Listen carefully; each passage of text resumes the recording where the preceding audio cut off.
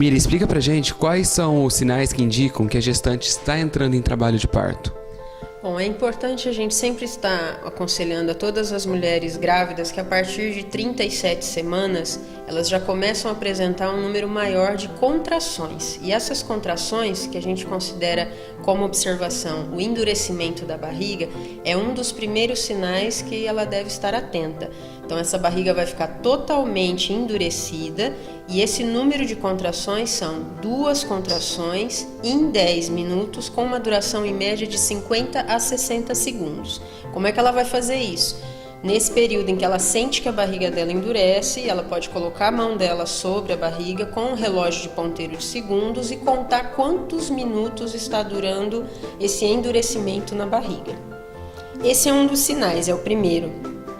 O segundo sinal que a gente pode observar também é a questão da dilatação do colo do útero, que vai favorecer a dilatação para a descida desse bebê, e isso só pode ser verificado mediante a realização de um toque vaginal, que ela vai precisar procurar pelo serviço de saúde para poder passar por essa avaliação. Um outro item que às vezes ela percebe no finalzinho da gestação dela é a questão da perda do tampão mucoso, que a gente chama de uma espécie de catarrinho que vai saindo na calcinha dessa gestante. Ele pode ser transparente, ele pode ser um pouco amarelado e às vezes pode ter um pouquinho discreta presença de sangue. E ela pode observar essa perda também. Quando acontece as 2 contrações em 10 minutos, com duração de 50 a 60 segundos, esse colo começa a fazer o processo de dilatação e ela perde esse catarrinho que a gente chama de tampão mucoso, já se inicia o processo de trabalho de parto, que a gente chama de sinais do trabalho de parto. E aquela história de que a bolsa estourou, isso também existe? A bolsa ela pode sim se romper tanto espontaneamente, que pode acontecer em qualquer momento do término do final da gravidez, como também ser rompida artificialmente em detrimento de qualquer tipo de avaliação que o obstetra julgue pertinente para se realizar antes do momento do parto, mas ela pode sim ter perda de líquido. E se houver o rompimento dessa bolsa espontaneamente, por exemplo, na casa dela, em que ela observa que a calcinha fica molhada ou que às vezes ela acorda no meio da noite e o lençol está molhado e ela percebe que tem líquido, uma coisa que ela pode observar é a urina tem um odor característico, tem um cheiro característico. Já o líquido amniótico, ele tem um cheiro, um odor semelhante ao de produto químico à base de cloro. Então, um cheiro diferenciado, que não é o cheiro da urina. Se ela tiver alguma dúvida em relação a isso, basta ela se dirigir ao serviço de saúde para que passe por avaliação para a gente verificar se foi realmente a perda de líquido ou se foi, no caso, uma liberação de urina por conta da pressão do útero sobre a bexiga dela também, que pode acontecer. E o que fazer quando a gestante notar ou perceber ou achar que ela está em trabalho de parto? Sempre procurar pelo serviço de saúde, não há necessidade de todo mundo da família se desesperar nesse momento, é muito importante que se mantenha calma neste momento, procure o serviço de saúde, sempre lembrando que é extremamente importante ela estar sempre com a carteirinha da gestante para que todo o profissional de saúde que for atendê-la tenha em mãos as informações necessárias sobre o pré-natal dela, o tempo de gravidez, que é a idade gestacional, e tudo aquilo que foi realizado durante o pré-natal para dar uma maior segurança no atendimento. Quais são os tipos de partos que existem? Bom, como vias de parto, a gente considera o parto normal, que é a via vaginal, e o parto cesárea, que é o parto cirúrgico.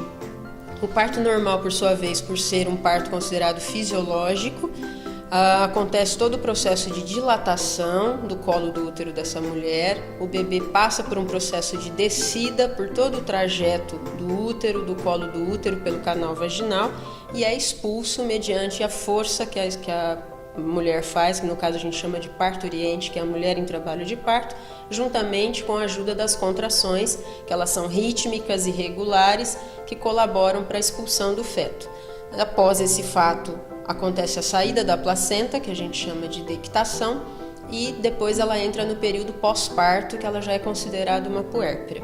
No caso do parto cesárea, ele é um parto cirúrgico, onde é feita uma incisão cirúrgica na região abdominal da paciente, dependendo da circunstância. E isso é uma avaliação obstétrica. Geralmente ela é feita uma incisão suprapúbica, acima um pouco do osso do pubis, que a gente chama, na região superior da parte onde ficam os pelos pubianos da mulher, ou também pode ser feita uma incisão mediana, dependendo da circunstância e da avaliação obstétrica desta paciente. Ambos os partos são importantes porque o parto normal, pela própria via dele ser fisiológico, pode acontecer naturalmente, mas em vários casos a cesariana também é uma grande aliada em função de observar quaisquer alterações fetais ou maternas que coloquem em risco tanto a vida do bebê quanto a vida da mãe. E um parto cirúrgico de imediato pode salvar a vida de ambos. E como que é a recuperação nesse pós-parto de um parto normal e de um parto cesáreo? Bom, a recuperação do parto normal, nas primeiras 24, 48 horas, esse útero já está passando por um processo de contração e o corpo dessa mulher vai voltando ao estado pré-gestacional, ou seja, antes da gravidez, de uma maneira muito mais rápida. Então essa mulher consegue andar e exercer todas as atividades rotineiras da vida dela com muito mais facilidade, se a gente comparar com o parto cesárea, porque como ele é um parto cirúrgico, ele tem todos os cuidados como qualquer outra cirurgia que o indivíduo possa fazer.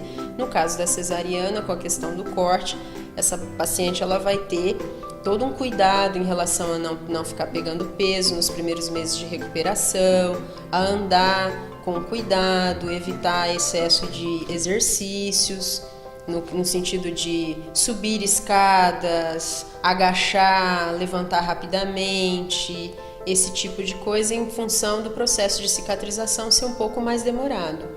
Mas como a gente disse anteriormente, no caso da cesariana, ela tanto quanto o parto normal são grandes aliados na obstetrícia para intervenções de emergência e de urgência quando são necessários.